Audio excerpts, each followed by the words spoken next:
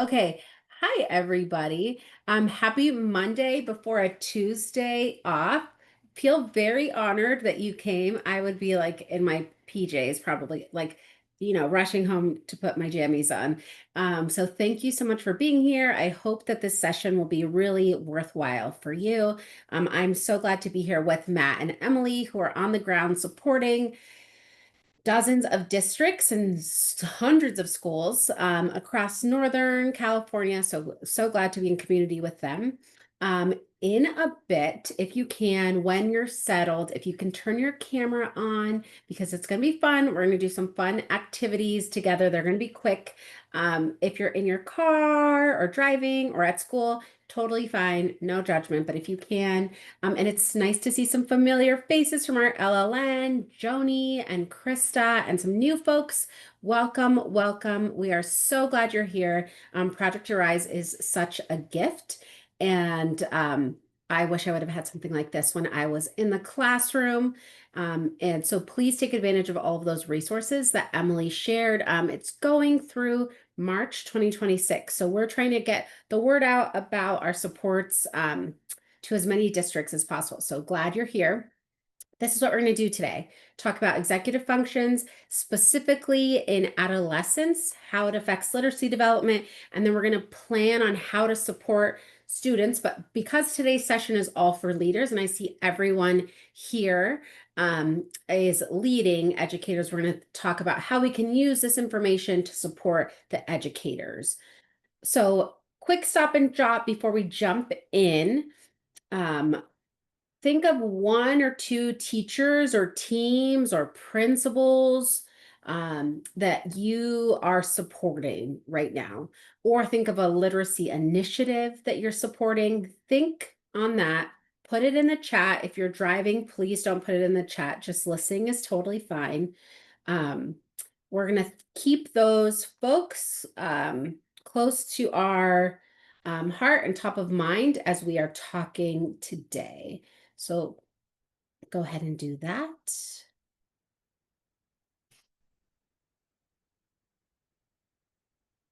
Okay. Thumbs up when you've got those people. And before I jump right into the science of executive functions, I'm Jasmine Hernandez-Lovezo. I'm going to introduce myself. I was an early elementary teacher for a long time. And then an instructional coach, a family coordinator, an administrator, a district leader, and I've been working at the Center for Whole Child Education for probably about 4.5 years now, really focusing on this idea that we graded, and that's not the way that the school day works. And so really this idea that learning is integrated in the brain, SEL and academics, they cannot be separated in the brain, and they shouldn't be separated during the school day. And as well, really sharing the science of learning and development. We spend so much time talking and learning about what we're going to teach, how we're going to teach it, but not enough time on what is actually happening in the brains of those young people that we are hoping are learning in our spaces. So that's a little bit about me. I have two little boys. I'm located in Sacramento, California, and I'm so glad to be here with you. So let's jump right in. Executive functions. Here's a video that's just going to give you an overview, and we'll share the whole thing in the resources after, but just like some grounding baseline information on executive function. Here we go.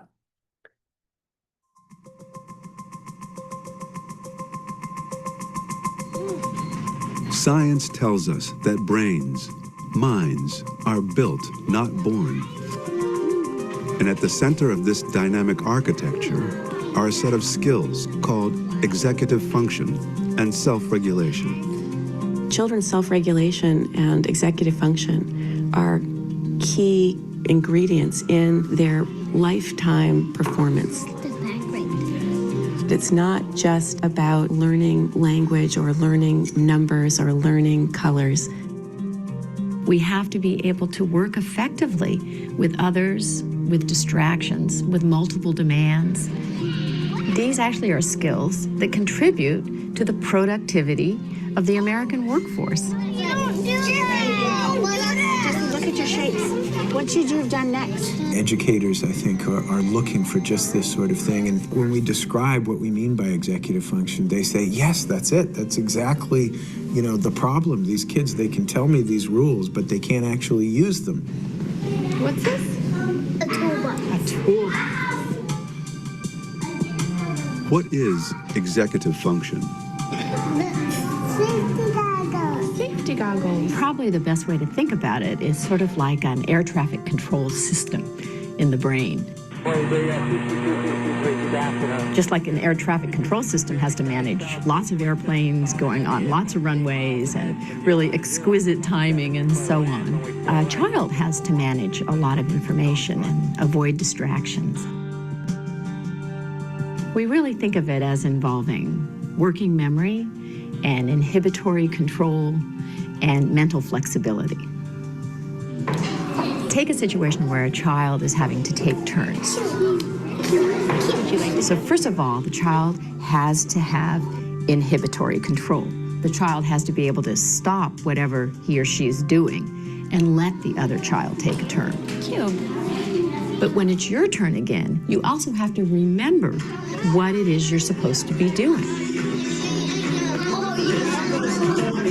So that pulls on working memory.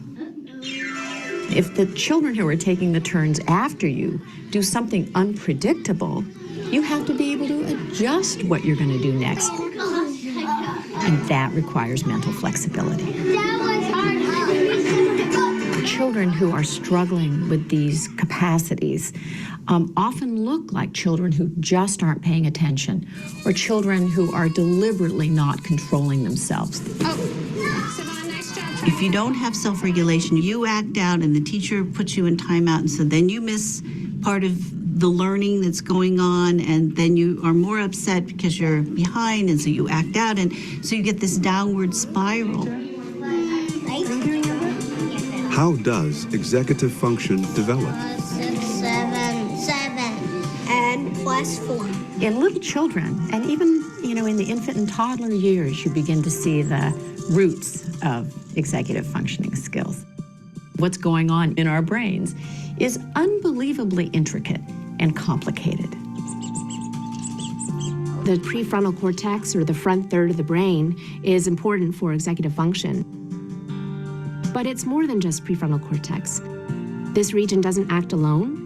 It's involved in controlling your behavior through its interactions with all other parts of the brain. The brain goes from a situation where you've got nearest neurons communicating very strongly with each other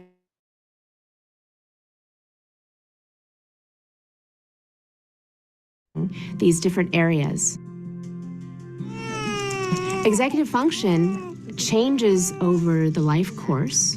It improves radically over the first few years. I got a match drum. It continues to improve throughout adolescence. It's not until early adulthood that you have the adult-type networks that are very strongly activated that connect different brain regions together. Let's take notes. So I'm going to pause right there. Wait, can I Please ask a put question? any. Yes, of course. Were we supposed to be seeing a video? Because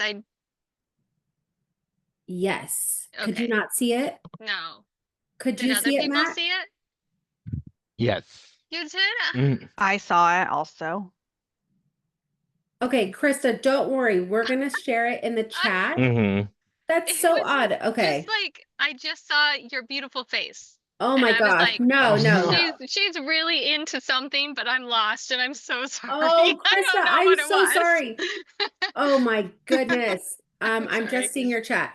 Okay, Okay, could you sorry. hear the video? No, I couldn't hear anything. No. Oh my goodness. I am I so don't sorry. know why everyone else saw it. Everyone. Jade, you saw What? it. Matt saw it. Okay. You know what? We had to have a snafu because it's Monday. Now we got it out of the way. Matt just shared it. Thanks. So Krista, this just gave a quick overview of what executive functions are, how they develop.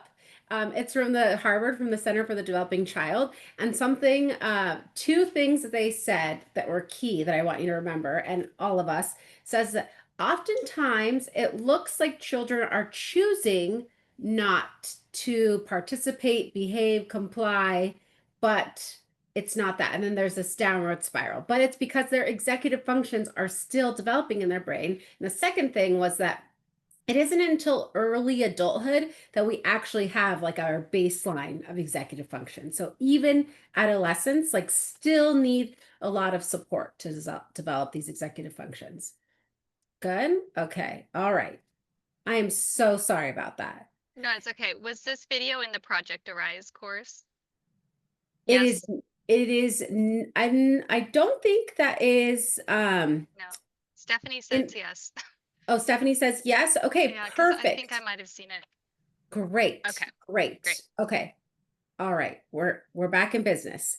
So executive functions, I just want you to think of they're like the brain's air traffic control system, and sending love to all of those folks that are stuck in airports right now, including Gretchen Livesey, my amazing colleague, who's supposed to be here. She's in Denver. Think of the brain's air traffic control system, manages information, avoids distractions, and adapts in the moment to achieve everything we have to. So the three of them, inhibitory control, working memory, and cognitive flexibility. We're all using all of those things right now. So number one is like controlling your attention, being able to control our behavior, our thoughts, our emotions to override the strong internal predisposition or like an external lure. And without inhibitory control, we would be at the mercy of impulses, of our old habits and thoughts, of our stimuli being pulled in multiple directions. So inhibitory control makes it possible for us to change and for us to choose how we react and how we behave. Things like self-control, delayed gratification, cognitive inhibition, all of those things are part of inhibitory control. And you can go deeper in the courses on all of these. Second, working memory, holding information in mind and working with it. It's critical for making sense of anything that unfolds over time. It requires us to hold something in mind that happened earlier and relate that to what's coming later. So like our verbal working memory. And I want to say that working memory is not the same as short-term memory. Short-term memory only stores information instead of keeping it in mind and working with it. So those are two different parts of the brain, and they show up differently through our development. Finally, cognitive flexibility, the ability to change perspectives or approaches to a problem, adjusting to new demands, and being able to change perspectives interpersonally, spatially.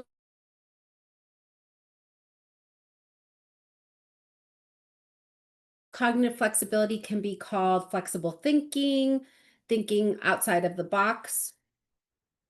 So all three of these executive functions work together to create more complex skills. So you'll see them up here on the screen. And sometimes we think, oh, executive function, it's like being neat and organized. No, so much more than that. And think of all the times throughout the day that we use these complex skills in our profession, in our personal and home life.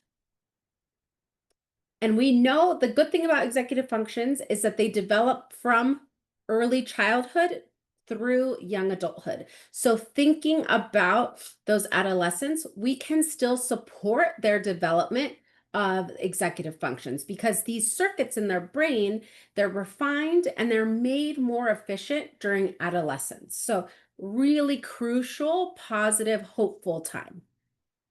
So that's what they are. What do they look like? So you might have, if you've taken the courses, you might have seen these tasks, but if you're new, let's just explore a couple of these together. So if you can, you're not driving, you're in a safe space, let's do like a couple of these activities together. So if you could come on camera and come off of mute. Or if you don't want to do that, you could just do it in the chat. Okay? Get mute, unmute yourself. Yeah, Krista's done it, Jade's done it. Stephanie, great. Hi, Lupe. Okay, here we go. I'm going to give you some tasks, really, really simple. But we're going to use our executive functions. So say the color, not the word. Green. Green. Oh, sorry. I was doing it in my head. Could you not hear me? No, got it. Got it. Great. Okay. Purple, Yes. Yes. Gold stars for everybody. red, Orange. Reddish, orange. Yeah. Yeah. Okay. green, Green. blue, Blue. Orange. red, Red. Purple. Purple. Takes a second, right? Blue. Blue. Yeah. So which executive function did we use in this task? inhibitory, Yes, Jade. Excellent. Excellent. Your brain has to inhibit you from saying the word while it focuses on the color. Okay, we're going to do another one. Here we go. So you're going to see some numbers on the screen, and then after they disappear, you're going to repeat the numbers in ascending order. Okay? I know, I'm asking a lot at a 4 p.m. on a Monday before a holiday, but here we go. See the numbers? Okay, now repeat the numbers. Say them aloud. 3, 4, 5, 6, 8, 9. Yes, Stephanie. Jade's like, no, can't do no. it. Not I doing it. immediately Yeah. I'm good forgot. for like 3, maybe 4 numbers, y'all. Okay, here we go again. Get ready. Oh God, 1? Too fast. Missed it. Like I already have ADHD. This is hard. 2, 5, 8. 1, 2, 4, 5, 7, 8.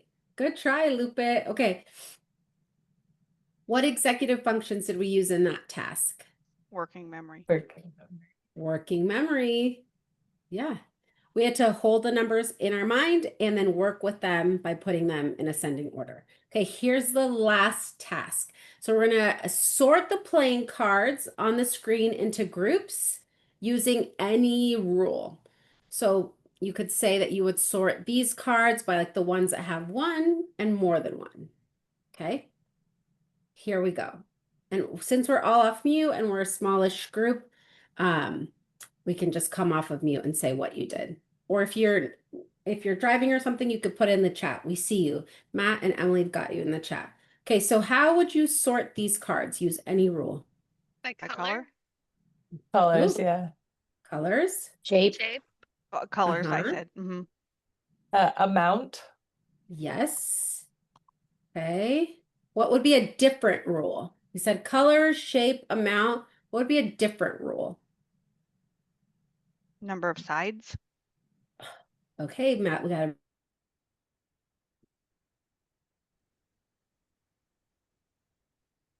how do you think an adolescent would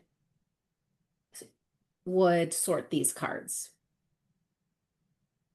Think of Shapes. Shapes. Okay.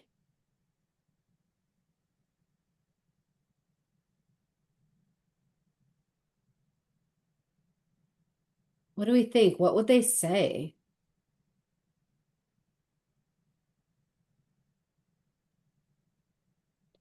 If it was me as an adolescent, I would be like, what is this? What's the right answer? How many right answers are there? Did I get it right? Did I get it wrong? Did my neighbor get it right? How many people got it right? How long did it take them to get it right? Yeah. Yes. And I would think a lot of them wouldn't even try it because they see 2 with a 1, 3 with a 2, and then how do you add the colors and the shapes into that to create a defined order, Yes. Whereas the Yes. other ones was sequential with the numbers. This one, while it can be a variety of different answers, it's like, how do you make it make sense, I guess. Yes. There's also a lot of visual information to sift through too. So depending on the day of the week and the time of the day and how close it is to lunch, it's going to affect their motivation. Yes. I remember teaching 8th grade, and I can think of like some 8th graders that would be like, this is for babies. I'm not doing this. Yeah. And you're like, no, it's actually your executive functions. So we use the last one, our cognitive flexibility. We had to come up with a rule to sort the cards and then change perspectives to find a different rule to sort the same cards. We had to be flexible and try a new strategy to solve the problem. Okay, so something I love about working in the center, if you've taken the courses, you may have seen this already. What I love is that we give you quick tools based on the science of learning and development. So this isn't like a program, this isn't you have to buy or a curriculum or something you have to start at the beginning of the year. We're going to give you a couple of tools today. So if you're supporting teachers with adolescent literacy, you can use any of these tools with them. You can use these with your teams. Like if you're coaching a middle school team, you can share these with them as well. This is something you could as well use in a staff meeting. So this is an executive function self-assessment. Often when we do activities, we want to try them on ourselves before we use them with kiddos, because we're all learners, like a whole learner. We say a lot of like about whole child education, but really we're all still learning in our own learning journey. So this is executive function self-assessment. Matt, if you could share it in the chat. Oh my gosh, Matt, you're literally the best. You can make a copy for yourself. And then I want you to maybe choose 5 of these quick questions to help us reflect on our own executive function skill. And then we're going to share. So we're going to come off of mute or we're going to put in the chat. So you're going to answer maybe choose 5 of the questions, reflect on your own executive functions and the conditions that maybe support or hinder them. So this is what it looks like. I'll give you like 3 minutes. I'll put a little bit of lo-fi beats in the background. And let's just think about our own executive function. Here we go.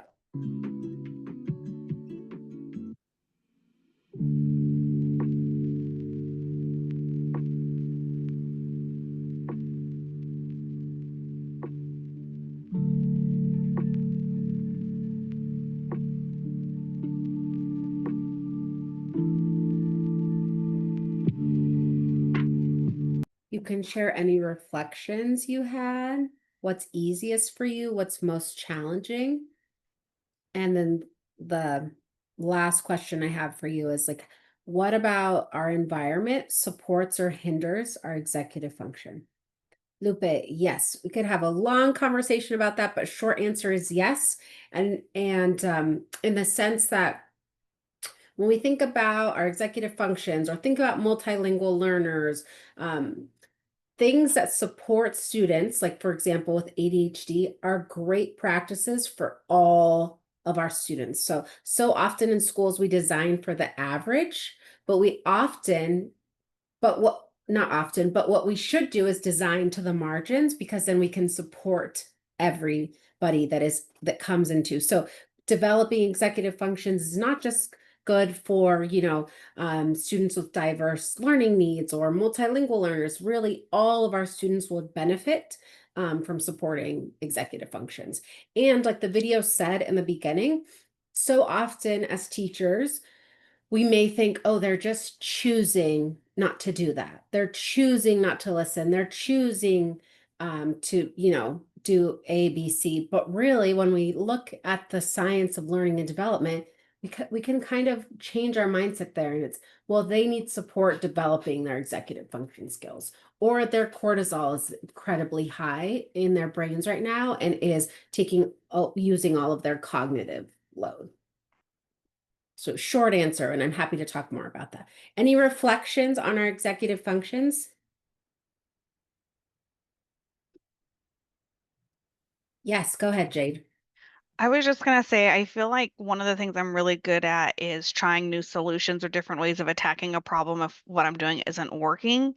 However, when given, there's another question there about getting different directions and kind of going with the flow. I can do that too, but I want to know why. Like, why are we switching this? Especially if I'm being asked to switch to something that I feel is working to something that doesn't work as well or doesn't work at all. But being able to have that reason why. Yes. And then yeah, I just had to develop lots of other little strategies to try to not fidget when I'm doing things where it requires a lot of sitting. And then when it requires a lot of memorization of small tasks, it's easy for me to forget them. So I have to write them down. Yes. And then the last part, Jasmine, you had asked something about like what Our makes it, environment. yeah, about our environment. Mhm. Um, I've been in education for 17 years, 14 as a school psychologist, and it's a really interesting trend I feel like I saw, which is executive functioning skills are getting, I'm seeing less and less Yes. of those skills, and it has a lot to do with how easily accessible information is. It also has a lot to do with our parents who, and like guilty as charged as well. I'm noticing I do some of these things with my kids where I'm not allowing them to fail in the small ways and help them Mhm. mitigate that. And so I think our parents are doing a lot of they call them like lawn mowing parents. So they're like mowing down all the obstacles in front of children. So they're Oh, not having to yes. experience these things. And that's where executive function develops in those margins. So that's what I wanted to add. Made me think of something that I saw recently that was like, it's okay for kids to be bored. And I was talking to my own children. One of my 7-year-old was asking how to whistle. I'm like, well, you just kind of teach yourself. And I told him, when I was your age, there wasn't a lot of TV on. There wasn't like cartoons on in the afternoon. It was mostly Friday nights and Saturday mornings. And in the car, you just sat there unless you brought a book. And I couldn't read because I got motion sickness. And you couldn't just, put on whatever song you wanted. So all of that to say, giving kids time to like be bored and the space to be able to figure things out and work through things. Um, yes, yeah, they're just lazy. Yes, that's something we say. We're like, oh, they're lazy. And even the most well-meaning teachers, but it's something that comes so quick because we don't know what's actually happening in their brains. Anyone else want to share about their own executive functions? I was feeling pretty good about most of them, but then I had to rate myself very lowly on the allowing others to speak without interruption and waiting to share my thoughts or opinions ones. I am a very active listener and I get excited about what people are Yes. saying to me and I'm talking over them and it's like, take a breath, completely take their information in before you speak. And that requires a lot more intentional executive functioning for me. Yes, I agree. And as educators, we're all like helpers. We want to be like, oh yeah, I can help you with that. I have something that can help here. Yes. Yes. Okay, so thinking about all of the folks that we're supporting, how might we use this tool? So think who's someone you might share this with, who is somebody that would benefit with you sharing this executive function self-assessment.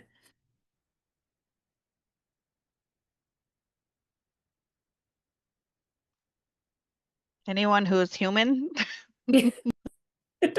Yes, Jade. I'm going to put that on our website for the Center for Whole Child. Jade says anyone who's human should use this tool. I love that. I'll trademark it, Jasmine. Thank you. Thank you. Okay, so maybe just make a mental note of who you want to share this with, or maybe a meeting that you're in, or something like that, a group that you're supporting.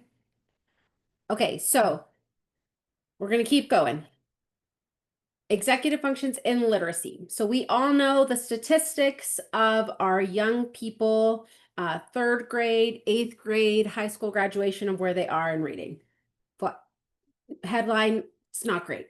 And we're trying all of these initiatives, we're putting all of this money in, and it goes back to what I said at the very beginning. What I love so deeply about working at the center is that we are talking about this learning is integrated. What if we are focusing on literacy initiatives, and especially this population that we're discussing today about adolescents who are struggling with their literacy development, we cannot divorce our cognitive function and our emotions. Like learning is integrated. So if we want to support literacy, we need to think of their literacy and all of the holistic skill developments that are needed. For example, like their executive function. So here we see an image of Scarborough's Road, probably incredibly familiar to you, but here's an updated version when you'll see how researchers have added executive function because of its critical role in supporting and moderating literacy development. Here's a quote, but I just want to focus on this first one.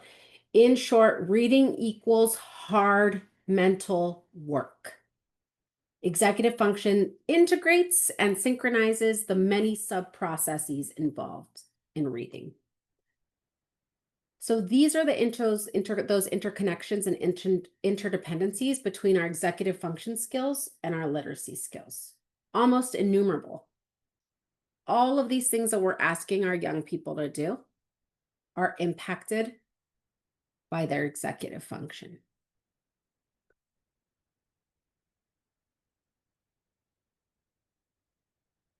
So many. Let's do one click down. Except, oh, I see something in the chat. Lupe, with the assessment, no, there isn't like a score and average. And we have found is that some folks have really varying different scores between home and work. So no average. Okay, so we know research tells us about the adolescent brain, the adolescence. During adolescence, it's a time of immense change. And so this is why it's a prime window for change. The connections that you see that are happening in the brain, they're strengthened, and those that are not used are pruned away. And the pathways in the brain, those neurons, become much more efficient. So this time of rapid change is happening in that prefrontal cortex, which is the part of the brain that controls our executive functions. And then if you look here at the amygdala, that almond-shaped organ in the brain that reacts to stress and emotional arousal, this area is also going through significant development during adolescence. So think about the adolescents we know and support. Think about ourselves as adolescents. Yep, that tracks. So these two regions affect one another. When the amygdala is triggered by stress or intense emotion, very common in adolescence, it overrides the prefrontal cortex, its ability to do its job. So high stress, high emotion overrides our executive functions, our ability to regulate our thoughts, our emotions, and our behaviors. So it's something that's happening neurobiologically, not something that students are choosing. So I want you to think about the teachers you support. What stressors are they reporting that are showing up during literacy? And how do we think that that's affecting students' ability to use their executive function? You can put it in the chat, or you can come off of mute. Would love to hear your voices. I'm within my first month in my role, and one of the things I'm doing is sending out surveys to all of the districts that we support related to literacy. And the number one thing coming back is teachers are struggling with teaching writing, students are struggling with doing writing, they want support with writing. And, reading requires a lot of executive function, but writing requires so much more thinking about just the production of what you want to say, the synthesis of all the ideas, especially in those upper grades. And so I guess we're talking about stressors as opposed to like challenges, but I think writing is like the house on fire right now in our county. Yes. Okay. Thank you for sharing that. Yeah. All the working memory, the flexible thinking, the inhibitory control. Anybody else? What stressors for folks you're supporting? I just see a lot of teachers or educators generally talking about trauma and just kind of consistent trauma and how that really in mental health needs and how students are struggling to have basic needs met and kind of always in that fight or flight response. So it's, impossible to get to executive functioning and learning when you're stuck in, somebody just said this recently, Maslow before Bloom's. And that Yes. stuck with me. Yes, absolutely. So go back here to what we just said. The amygdala that reacts to stress, when that has the ability to override prefrontal cortex. And all day we ask our adolescents, regulate your thoughts, your emotions, your behavior. And even what students are perceiving as threats is really different, maybe than it used to be before. Like Like you said, we didn't used to have, pick whatever song we wanted. Now, if we like take away a phone or talk about them putting it away, it's like the end of the world, and they're, you know, uh, anyway. So just what they perceive as threats to it, and then puts them into that fight or flight mode is really interesting too, and how that's morphed over more recent years. Yes. I've had students react in that fight or flight response to the songs I put on during a writing task. Like if I put on like they're like, no, no, no, no, no, no, we can't listen, we can't get anything done with music like this. And I've tried a variety of different responses, but I think it's just like any different input causes them to react. Yes, and so there's some science behind that.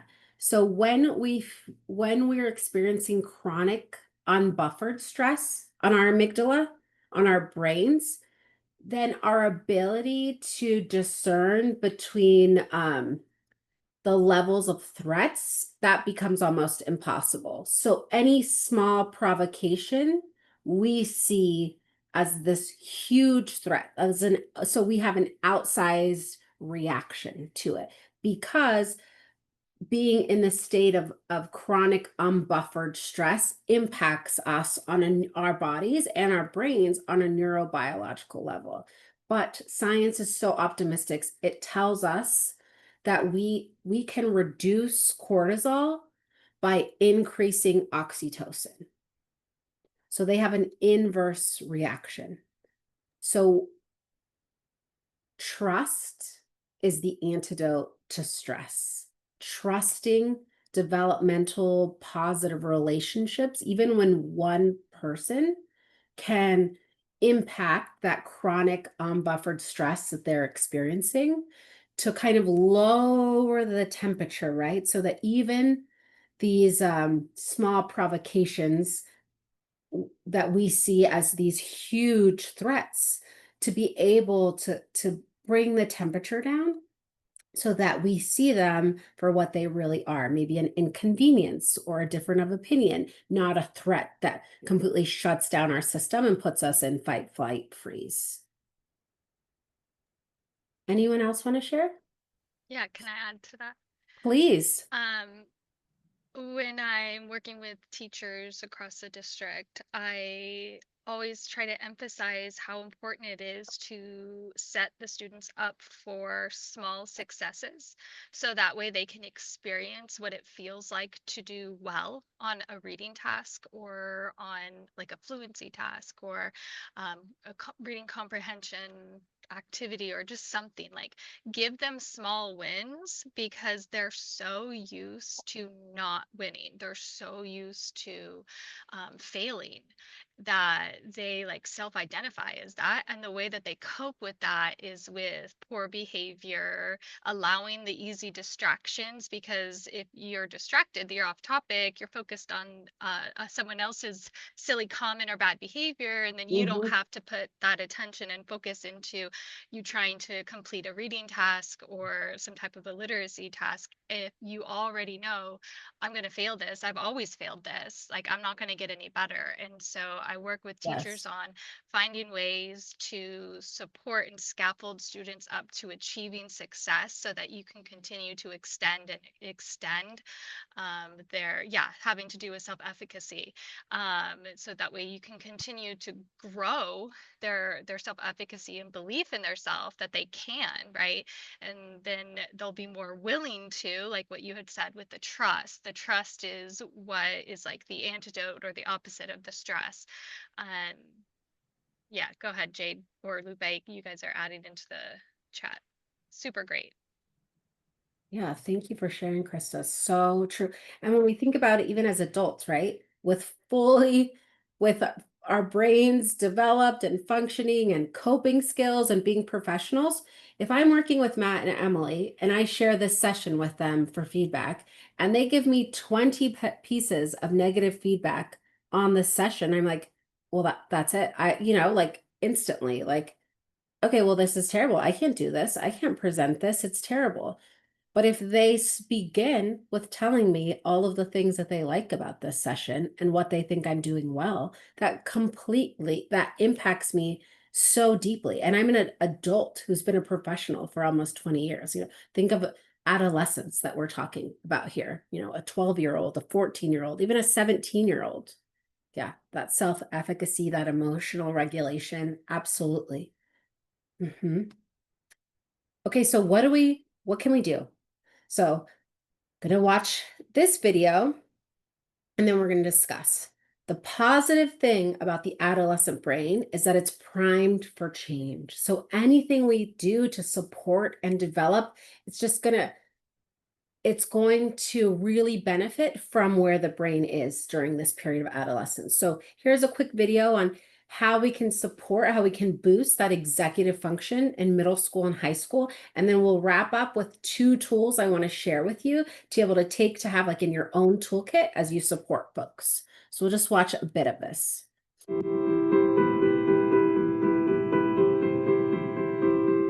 It's easy to write off teenagers as lazy, forgetful, or disengaged. But when we support them in aligning their thoughts and behaviors with their goals, we help them meet success in school now and in careers and life later.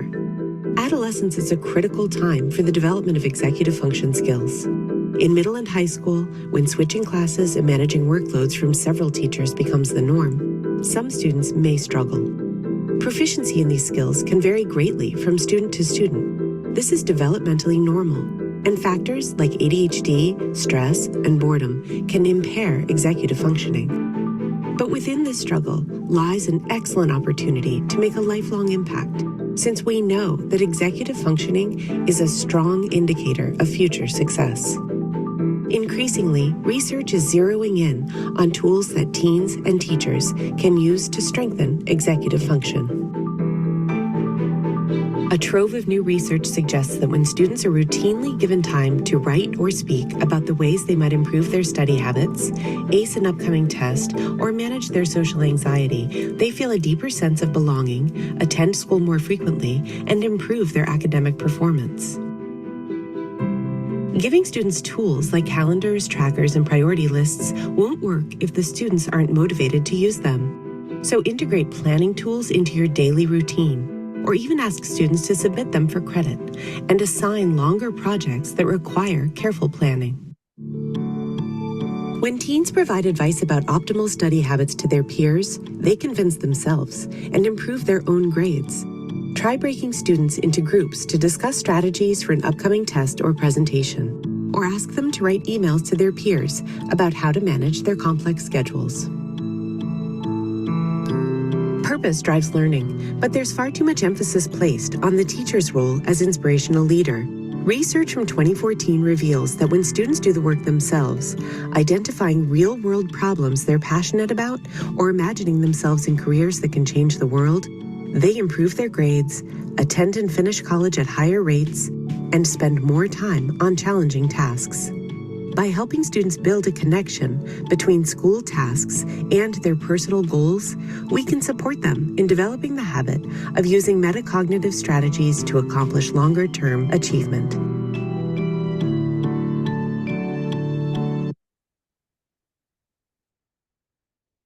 So, anything resonating from that video? Any ideas?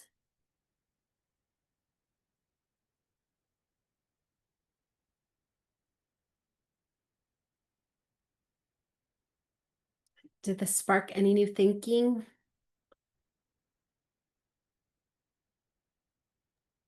I think I had already made the comment about educators calling students lazy or describing them as being lazy, and I think that I mean that obviously came up in this video too, but then the opposite of that is people are considered really smart if they have really good executive functioning skills, even if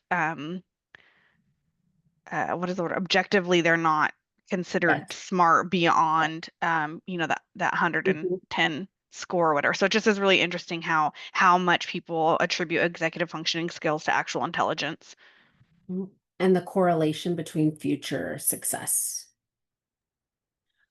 thought one of the things that was pretty cool about the video is that there's probably things that we're already doing, but it's Yes. just taking the next step, right?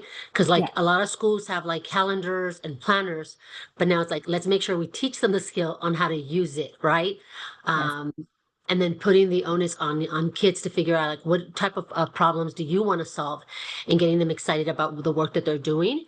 So I Yes. just think it was nice seeing it because it was like, oh my God, this is so easy to do. It doesn't require like huge shifts, but just Yes. small intentional shifts will make a huge difference.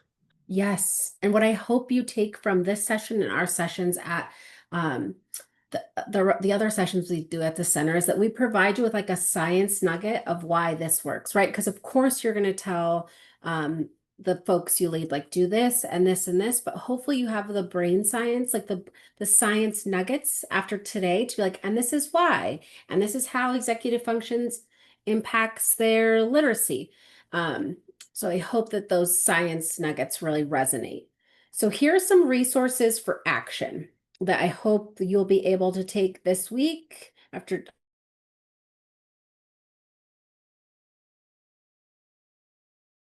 like the one that we did, but this is student facing, and Matt will put that link in the chat. There's a student facing one. So you could use this with a small group. You could use this in advisory. And what you can do it before you have your teachers or teams give it to students, you could do what we did together, have it use it with themselves. Okay, I want to go into the next tool. If there's no questions there, we kind of did this together. So here's a bank of strategies. And like Lupe pointed out, there's a lot of things we're already doing, but here's just the rationale, that science nugget that tells you how it builds or supports executive function.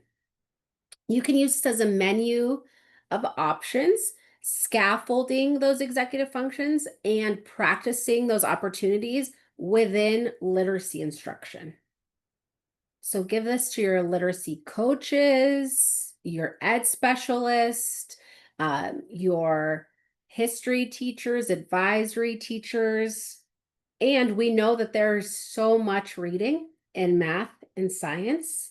So really everyone is a literacy teacher. So for example, checking for understanding of directions. We do that. We know we're like, okay, yeah, I was taught my induction that I have to do that. Well, that supports holding the information in our working memory. If the instructions are new, you can ask one or two students to repeat them back to the class. And again, so often we think, okay, this is like lower elementary stuff, right? This is elementary school, but no, our adolescents need this just as much. So bank, strategy bank, moving on to the next tool if there's no questions. Can, This is, yes, I please, sorry, I just was gonna add too, just feel like we please. could even do a better job of helping our educators be more skilled in these things too. I'm currently taking a course with cohort, and our instructor is really not great at executive functioning, and it is maddening for us as a cohort of adults who have, like at least average executive functioning skills. Yeah. So, and with more emotional regulation skills than I would think most adolescents, I hope. And Yes. so, how incredibly difficult it is for adolescents to learn from adults who struggle with executive functioning, especially when we're expecting the adolescents themselves to become proficient. Yeah, absolutely. Okay, so here's something we can put in students' hands, right? Because we want to scaffold and support that executive function, and then we want them to have the tools to practice and develop one. So here's a strategy that we could use, again, in advisory. These are all tools that we can practice with our adults, colleagues and teams as well. So in the busyness of our lives, sometimes we lose track of the present moment and how we're feeling. Use this strategy to tune into your body and your surroundings, like the 5, 4, 3, 2, 1, the things you see, the things you can touch, the things you notice, that you smell. And this is a way that students know, like, okay, I'm responsible for my own, I'm responsible, it's the wrong word. I have the ability to like develop and support and learn and grow, building their own efficacy, knowing that not just in this class, but in their entire learning journey, they have tools and supports to help them. So we had the adult self-assessment, the student self-assessment, the literacy strategy bank, and now here's an example of a student strategy. So they're all things that are in the chat. Now part of your toolkit as you're supporting adults that support our kids that you can share. All very easy to use. You notice the purpose at the top, the directions, and the tools like right there. So as we wrap, how are we going to share these tools with the educators we support? What challenges do you anticipate? And then Emily and Matt and I are here. What supports may we provide you? Just take a minute to think.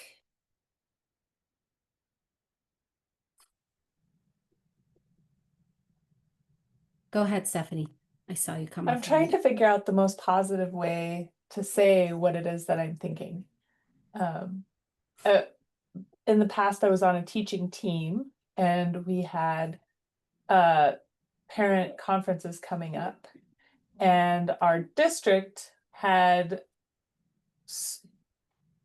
decided that we should meet with all the parents in our grade level, which is, middle school, instead of the historically we'd only met with those who were receiving D's and F's as of December of the year. And my response after some of my experiences working in different kinds of schools was, great, let's get them to put together goal binders and have the students present. And we can keep them shorter for the most part, but have longer ones for the students that are receiving D's or F's so we can speak more, but for the most part, have them be student-led meetings. And the educator response, the other educators on my grade level team were completely against it. Maybe they felt like it was a lot of time to implement, or maybe they felt like what they were doing in the past was effective, which data said it was not. But anyway, my question is, and how do we roll this out in a way that is going to build buy-in? Does anyone, before I jump in with my thoughts, does anyone have any thoughts to offer, Stephanie? I think buy-in is always really helpful to kind of maybe put up a thing like, here are some behaviors that are affected by executive functioning, and do you see any of these in your classroom? And of those ones, are there any ones that you feel like are going to be, like high ticket items that they actually want to address? Because I don't think they realize sometimes how many different behaviors can be attributed to executive functioning, but then also get them to say like, yes, I see these in my classroom. Yes, I think I should do something about it, but I'm choosing not to do. Like, it's harder for them to say no to this really easable, tangible thing that you're going to hand them if they're saying, yes, I know these are related to executive functioning. Yes, I have these in my classroom, but no, I don't want to accept your help. That's one thought I had. That's great, Jade. Anyone else?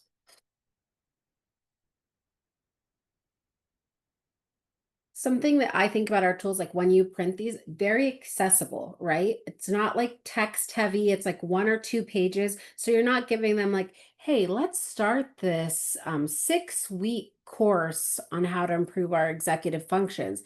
It's like, hey, look at this one tool that you can give to kids. Like, why don't we try it to give it to them for the first 5 minutes of class? So it's like a kind of a quick thing. And then hopefully then they're like, oh yeah, kids said this, I noticed this, but it's like a low intro lift, if that makes sense. Because if someone gave me like a packet or a binder of something to try, I'd be like, I can't do it. And like November before the break, like I'm just like so overwhelmed, I'm so behind. But if it's like here's a 1-page thing of one thing we're gonna try, and it's gonna take us like 3 to 7 minutes. The lift is much lower, it's like tiny, bite-sized. And like Lupa said, really playing into that, this is something we're already doing, like just like a little thing to support you as you're doing, blank, blank. Emily, do you have any thoughts? I don't want to put you on the spot. Thanks, Krista. I'll see you soon. Yeah, I think definitely the bite-sized piece, the thing that like is an easy yes for everyone to get on board with. And I think exactly to your point of, and I think that was what was standing out to me even watching that video of like, oh, these are things we do that could also sometimes easily get lost in the like tyranny of the urgent and like a time crunch of like, we're just gonna skip this, filling out of the planner as part of my day. That I built into my block and just have that be something that students are doing optional or on their own time of like, oh, this is why we want to carve out that time because it's not just a box to check, but this is supporting students in their development of these really critical skills. So I think having kind of that why behind either things that we're already doing or maybe some easy fix ups to things that are currently happening, practices that are happening to further like develop and make those more impactful is always a nice way to, so it's not like a brand new thing we're adding on, but a way to refine an existing practice through the lens of this research.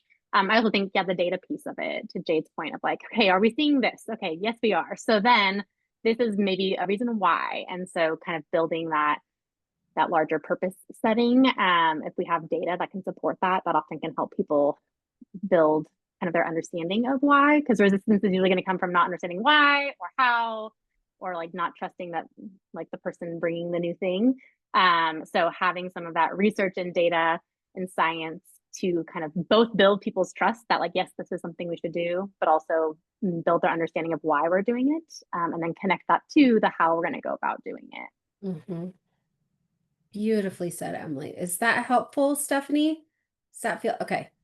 Okay. I was going to add too to what Emily was saying, and then how it's going to benefit the teacher in the teacher's classroom. And I think another way, as much as it's possible, and this is may not be possible, I do feel like a lot of times we're asking so much of teachers already, so it does become one more ask potentially, even if it's like the cost benefit ratio is incredible on the benefit side. But being able to potentially say, hey, and I can, if we can do 10 minutes, I can talk about how I can be the first person to present this to your class. So you can kind of just sit back Oh, I and love watch that. and then take the reins after that first time. It takes a lot of that. They're not the expert. They don't have to be, let me show you what it looks like. Let me help you out and we'll be partners in this. I love that. I love that. Yep. That's like, such a crucial part of leadership, doing the work with them. Yeah, absolutely. Okay, so we're gonna wrap up here. Gave you a lot of info, and this is just the beginning, but there's courses, there's video. We're gonna send a one-pager that has all of this info, but remember that air traffic control system, all of the things that it has to do to help us achieve our goals. Crucial, critical for literacy skills and executive functions. They continue to develop in adolescence and they're really affected by stress. But positive news, we can support students' literacy by scaffolding their executive functions and helping them to manage their stress, that amygdala, so that that prefrontal cortex isn't, overridden. Okay, so we have that one pager coming. If you need a certificate of participation, we can get that for you. We have a feedback survey. Let us know how this went, how we can support you. You saw all of those opportunities in the beginning of Project Arise. So you can follow Matt as a marketing social media guru. Follow on LinkedIn, Twitter, Facebook, CCCOE, Lit Project. All of the Project Arise info will be there. And also, please follow Center for Whole Child Education, putting out videos and free tools, and we'll put all of our free webinars and things on there. Center for Whole Child Education. I know it's kind of long. And not next week, December 1st, first Monday of December, we're going to do this session again. So if you think that there's somebody who would benefit from this, we're going to be focusing on community schools as well. So Lupe, please come, bring your team, share with your colleagues. But we know that there's incredible community schools work happening in California. So we're just connecting this executive functioning course and topic to the work being done in community schools. We also have some of our folks here that are part of our Literacy Leadership Network, LLN. And you can still join We are, like we were today, a group of leaders that are supporting adolescent literacy. We're meeting 4 times, talking about our own problems of practice at our school, supporting each other. We have tools, really attuned. Matt, if you could put the link for that, the sign up for that, if you have it. If not, we will put it in the one-pager email that we send out. But please come if you're looking for other folks like today that you could talk to about your schools, your districts, the work you're doing, community of like-minded folks that we can support each other. Please join us. There's still room. We would love to have you. And with that, say thank you so much for coming on a Monday. I hope you have a restful, stress-free day tomorrow. Remember to take good care of yourself as you're supporting all of those people that are supporting our young people. We're so thankful that you came and we are here. So send us a note if you need us at all, any questions, anything that we could provide for you. And take good care. Have a good night and a good rest of your week. Bye, everybody.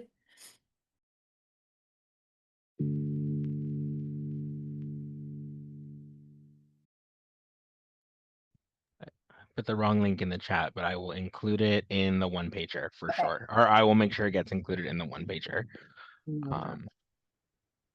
Did it. 2 out of 3. Going great.